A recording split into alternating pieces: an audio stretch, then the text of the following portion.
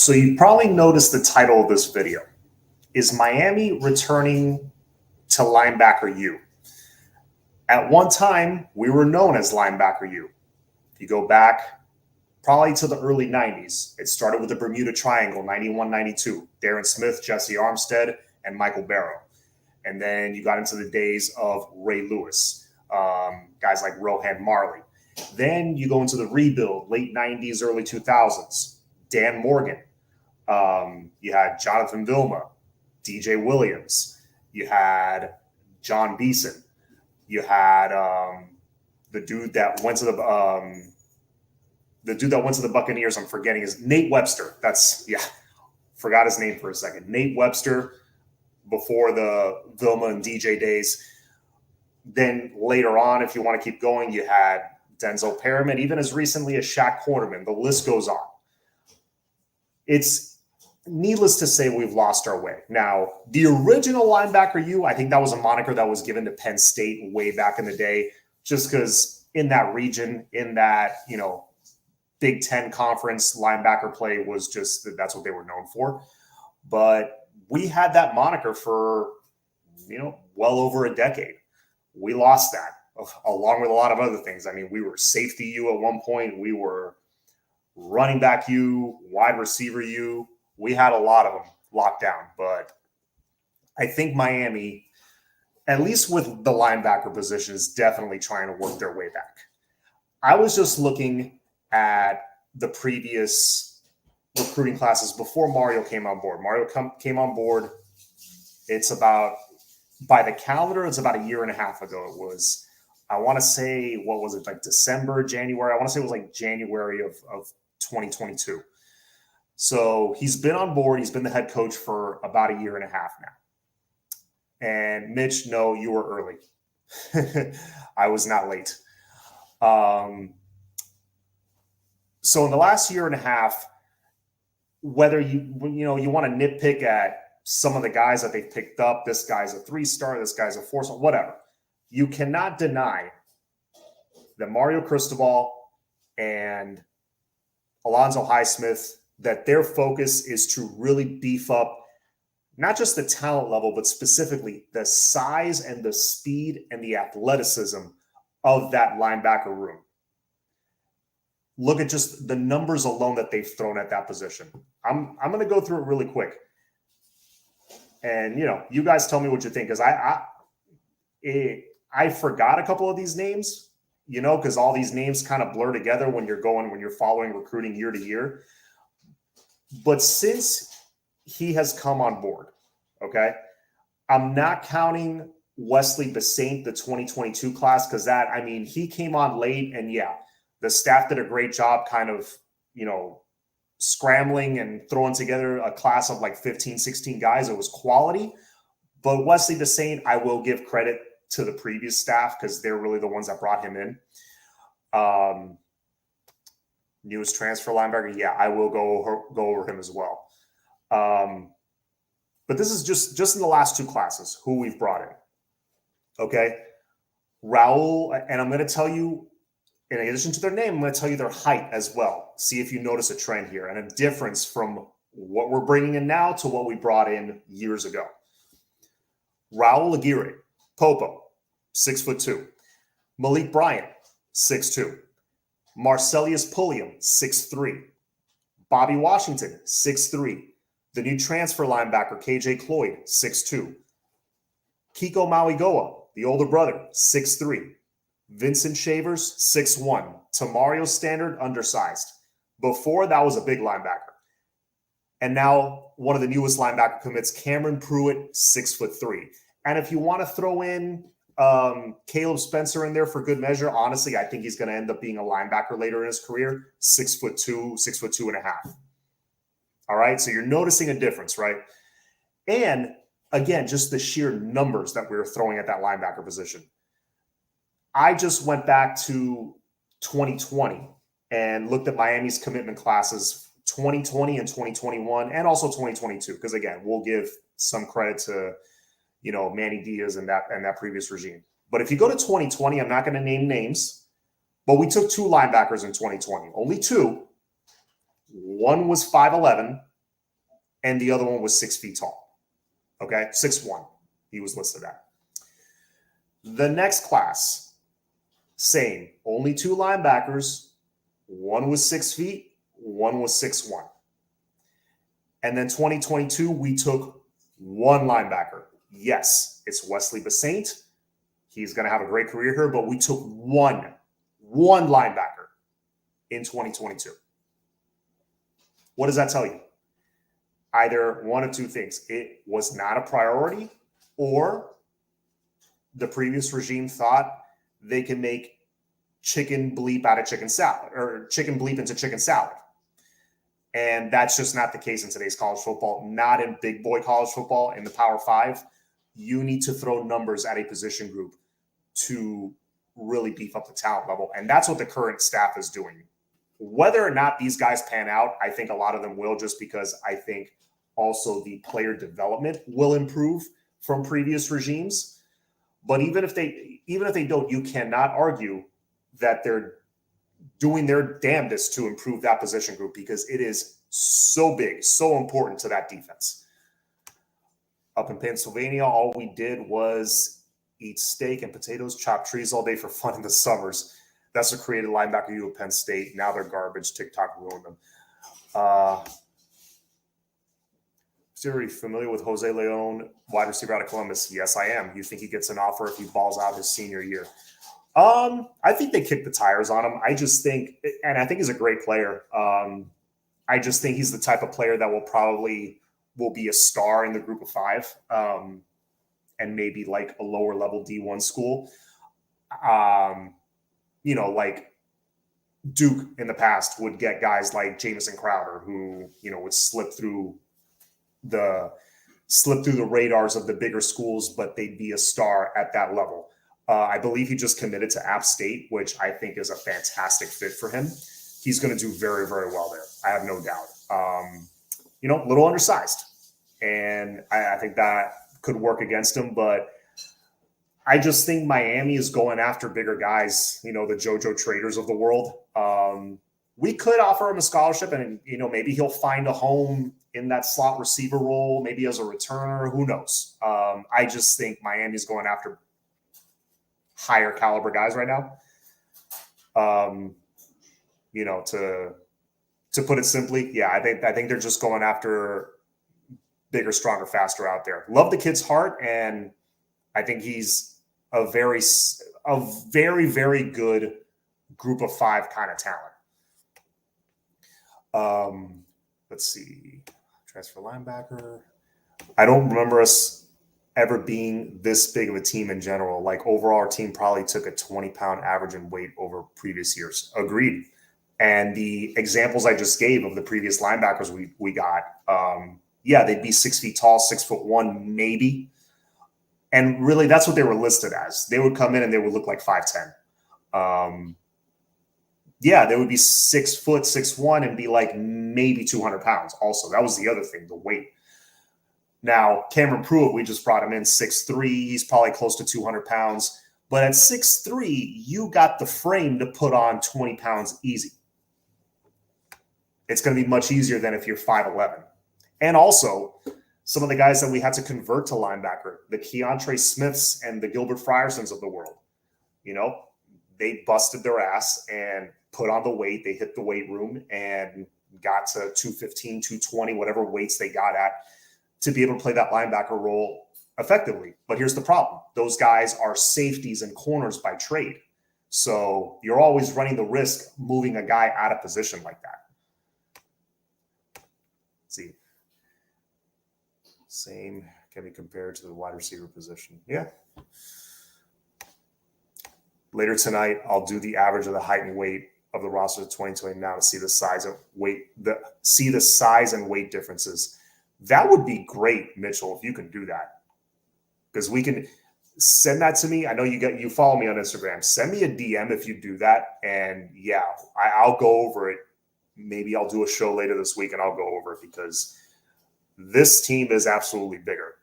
You can't deny that. I mean, we were talking to Cam Kinchins, and he said it. That was one of the first things he mentioned. And that was with the first portal window early in their year. That's not with the second wave of guys that's come in recently.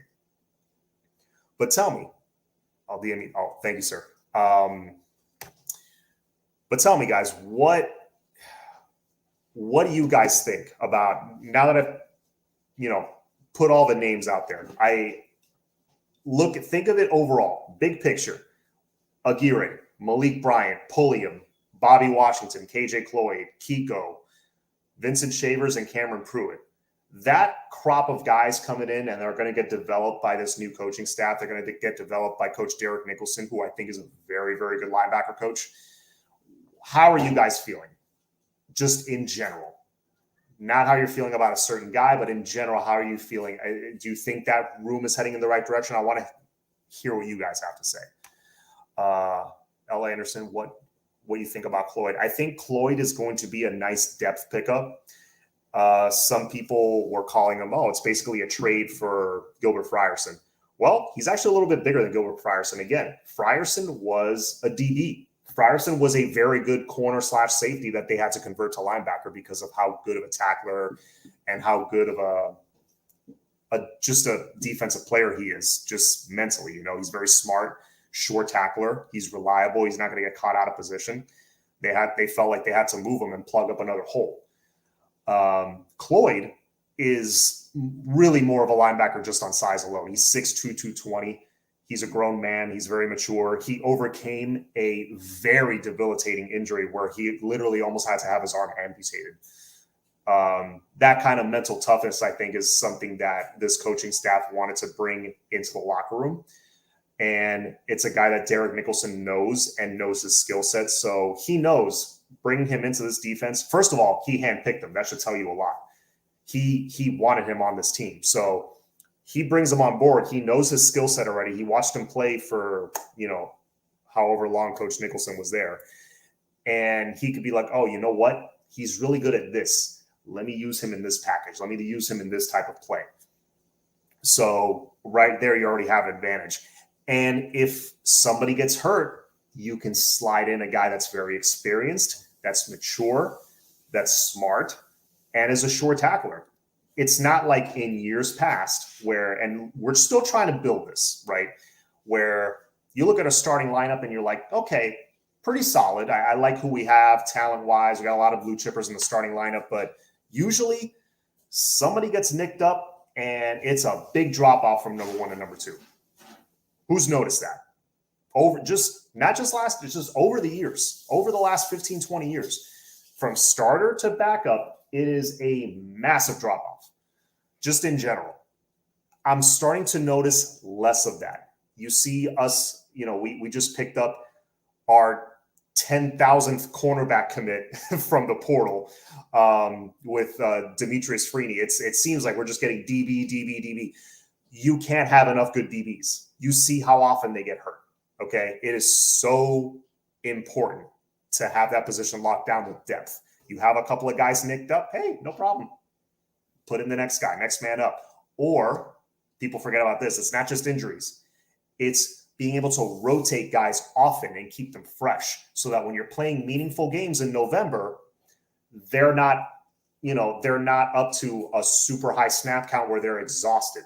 Because that's what's happened to us also over the years, over the past at least a decade.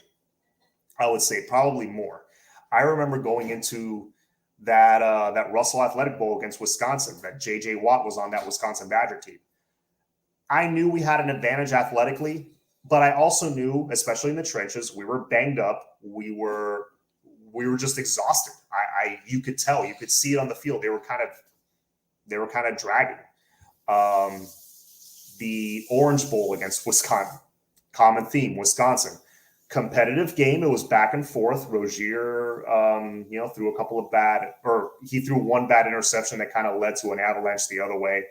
Offense wasn't clicking. Defense kind of got the corners especially got lit up in that game. I was there. I was at that game. But still, competitive game against a very good Wisconsin team overall. We just kind of fell off the cliff. And also that Pittsburgh game that same year, you could just tell we were just exhausted.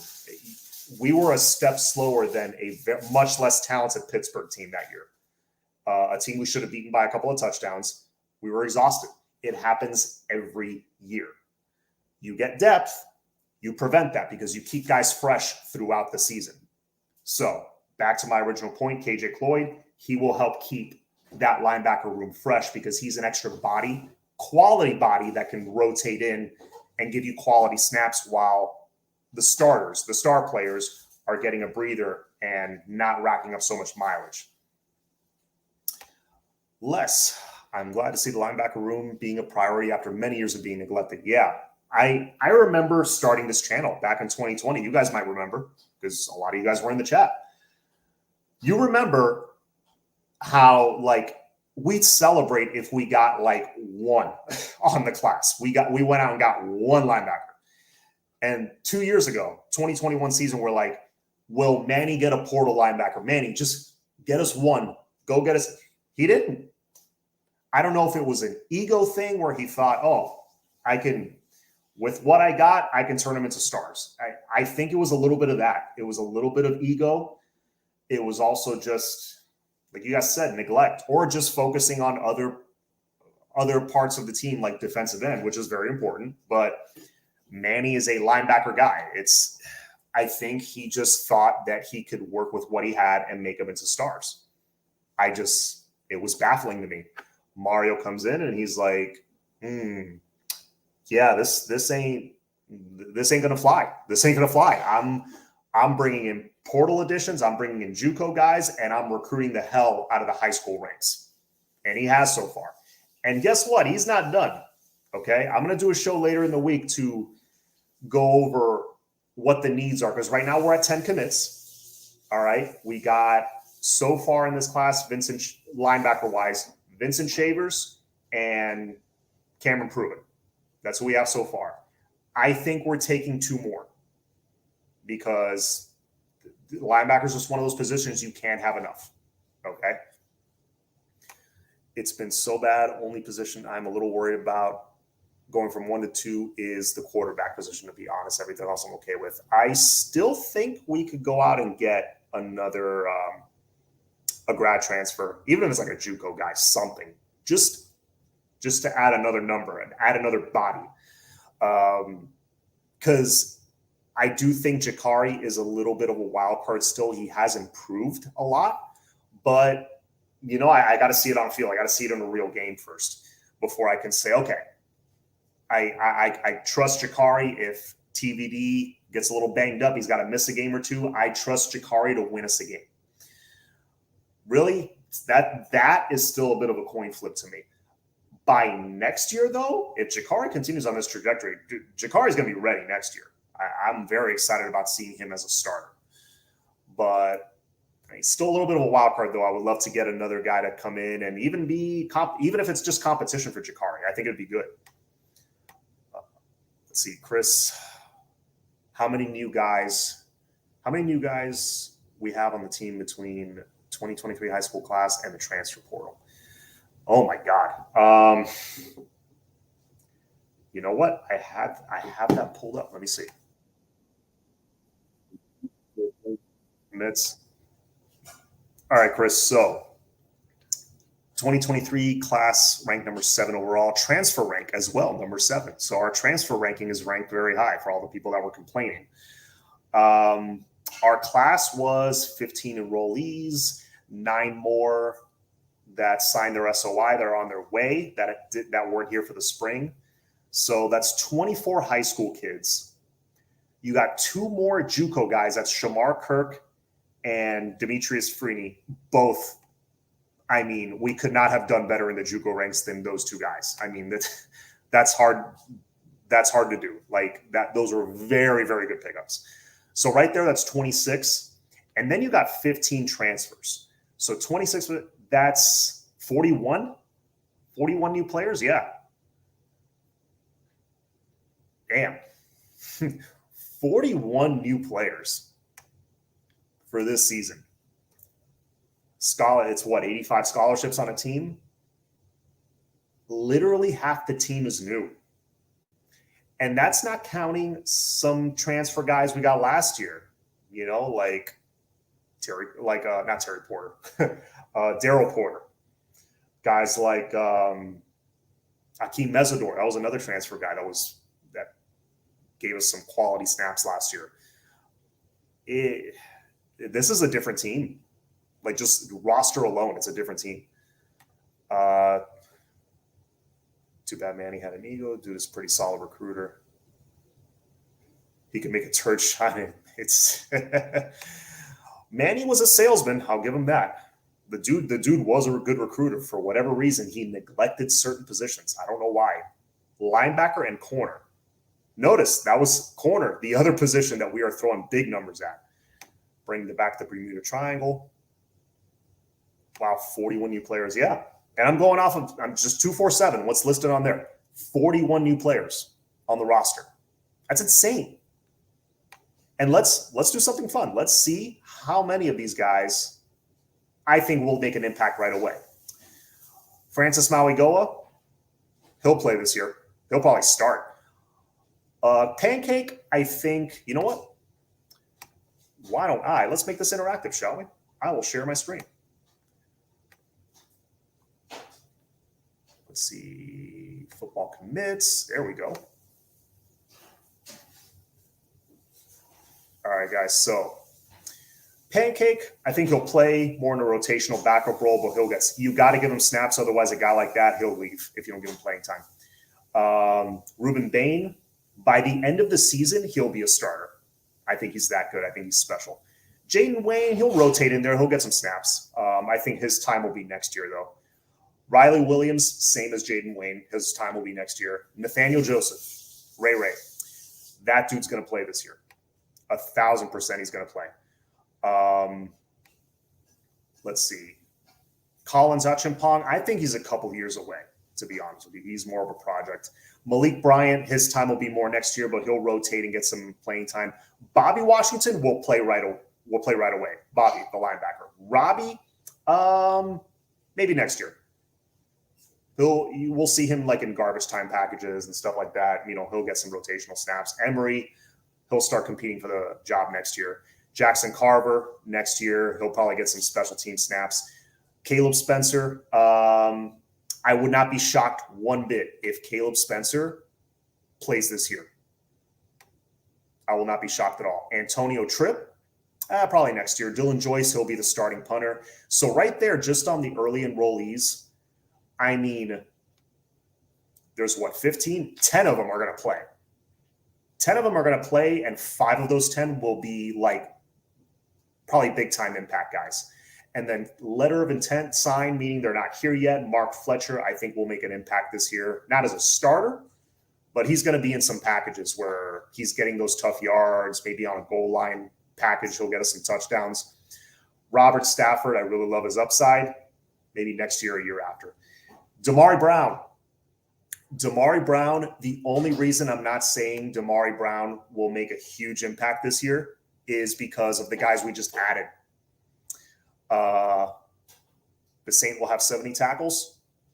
Oh, on the downside, 70.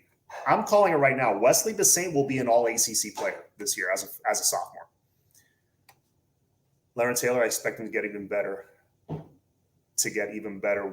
Because of Matt Lee in front of him in practice. Oh, iron sharpens iron. Absolutely. Let's see who else.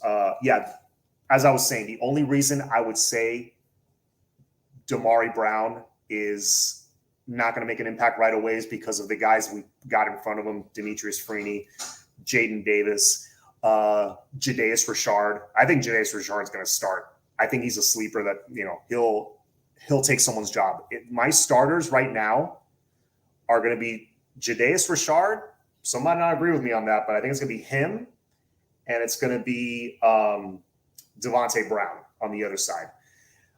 He may play a little. Jadeus may play a little slot corner, as will Daryl Porter. I think those are your 3 starters. Cohen can be all ACC first team, absolutely. Can't afford to waste Bain on the sidelines. That guy's special. 1,000%. I agree. I would love to see our younger players all be in by the third quarter and get snaps. I remember being in the Orange Bowl as a kid in the early 2000s, and you would see Ed Reed, for example, you know, he'd be sitting by mid-third quarter, and you'd see Sean Taylor go in there. Then a year or two later, Sean Taylor would be in there. Mo Sykes would be in there. They do their thing. By fourth quarter, they're on the bench. Their pads are off. They're just chilling. Greg Threet and Brandon Merriweather, freshmen, they would get in and get some playing time, valuable snaps against quality Big East opponents. It wasn't just mop-up duty. They were in there for a reason. Anyways, Damari Brown, 2024, that'll be his time. Because Damari Brown, he's listed as 6'1". My friend, he is 6'2". He's 6'2", and he'll be close to 200 pounds by that time. You got him and Jadeus Richard on the outside. You got Demetrius Freeney, hopefully. Oh, well, I think he has 3 years of eligibility left. He's another bigger body you can throw in there. That cornerback room, I'm all of a sudden very excited about for the next few years. Raul Aguirre, rotational guy, but he'll get some snaps. I think he'll get some quality snaps, make some tackles, make some plays. Chris Johnson next year, but that dude's got game-breaking speed. Joshua Horton. I think Joshua Horton, I don't know if a lot of the guys will remember this, Marcus Forston back in 2008. Joshua Horton reminds me of that. Marcus Forston in 2008. He played in more of a backup role just because he was a true freshman, but when he was in, he would make plays. I could see Joshua Horton being that guy, possibly. Tommy Kinsler, he'll be in a backup role, kind of a depth guy. His time will be, in my opinion, 2025, a couple of years from now. Marcellus Pulliam, same thing, 2024, 2025. Frankie Tinalau, also rotational backup role. His time will come in 2024 when he can compete for more of a starting job. Shamar Kirk, he's going to offer great competition to the guys in front of him, Jacoby George, Kobe Young, but he's going to be in there and they're going to have some packages for him because he's shifty and very quick. Demetrius Freeney will compete for starting snaps. It'll either be him or Devontae Brown, honestly, on the outside starting. And then you got these guys. I see him more of a backup role. Louis Cristobal, backup role. Anthony Campbell, backup role, but he'll get a lot of snaps because of his size. Tyler Harrell, they'll have packages especially for him. AJ Allen. Look at me on this one. AJ Allen, don't be shocked if that dude, by the end of the season, is getting 25 touches a game, 20 to 25 touches. Don't be shocked. AJ Allen has that kind of ability.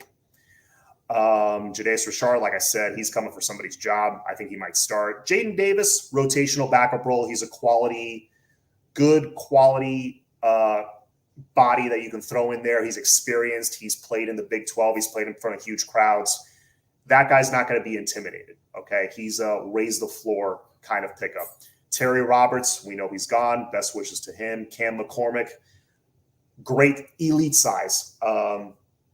He's in there mainly as a blocker, but he fits a very big need. Branson Dean was very productive, even being undersized. So we'll see what he does. I'm hopeful for him, but we'll see. I have to see what he brings to the table. Matt Lee's your starting center. That's a big-time impact guy. Kiko Maligo, a big-time impact guy. Thomas Gore, we'll see. Devontae Brown, I think he'll push to start. And Javion Cohen will definitely start. So what is that? Like, let me stop my share. What is that? Like 85% of the new players are going to start or make some kind of a big impact on this team? I see it. John, Mark Fletcher making an impact as a freshman? Absolutely. And by saying making an impact, I don't mean he's going to get 30, 35 touches a game, but I see Mark Fletcher getting like 9 or 10 touches, but they are like very important touches. They could be on the goal line. They could be 3rd and 1, where even as a true freshman, I think that young man is going to be so hard to bring down. And look, we don't have a lot of numbers. Even adding AJ Allen, we don't have a lot of numbers at running back. We're very young in that room. Even AJ Allen only has 1 year under his belt. I'm excited about him, but he only has 1 year. Your veteran is Henry Parrish. And he's not a guy that I want to throw in there to constantly be breaking tackles. That's not fair to him. That's not the type of running back he is. But Mark Fletcher is going to steamroll dudes, okay? Like, I think day one, okay? So you don't have another guy that can be that steamroll, short yardage guy. Mark Fletcher may have to be that dude, especially with Don Chaney and Trevante Citizen still kind of question marks for this year because of their injuries. Don Chaney got through the spring healthy. Thank the Lord. Hopefully it stays that way. But I think Mark Fletcher will be dependent on a lot more than the other freshman, Chris Johnson. That's just my opinion.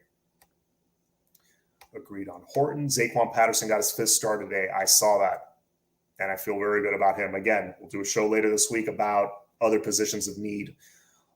We have 10 commits, and I think we're going to probably bring in, let's say, roughly 15 more to fill out the class of 25. You guys tell me what position's getting. I think we're getting 2 safeties. I think we're getting 2 more running backs, that kind of thing. That's the kind of show we'll have. We need a pile mover. That's what Fletcher is. Fletcher and Johnson both. But yeah, that was a great point. I forgot. Oh, Chris, who brought up that we got 41 new players on this roster. Man, 30 of them are guys that can make some kind of an impact this year, and I can't wait. I can't wait to see it. Where did Thad Franklin transfer to? That is a good question. Let's look that up. I know somebody will probably beat me to it. Thad Franklin. Where's our boy Thad Franklin? Louisiana Monroe, according to Google. Okay. Yeah, Louisiana Monroe Warhawks. Yeah, hope he kills it up there. We know how good Thad Franklin can be. Similar body type to Mark Fletcher, although Mark Fletcher at 6'2", 225 or whatever he is, he looks like he could put on. He looks so lean at that height and weight. It looks like he put on even more. That dude's just going to dominate. I miss having fullback in the I formation. Even the Ravens play with one. You know what? People laughed at me when I said it a couple years ago. The fullback is making a comeback. Okay, things like this are cyclical. The fullback, I think, is making a comeback into offensive formations, into offensive football. Wishing Thad the best. Yeah, agreed. Anyways, that's it for me, guys. I got to go eat. But enjoy the rest of your evening. I believe the Monday Mayhem show on the Flow channel is on later tonight at 8 o'clock. So hop on over there, show them some support, hit the like button, and have a good night. Go Canes.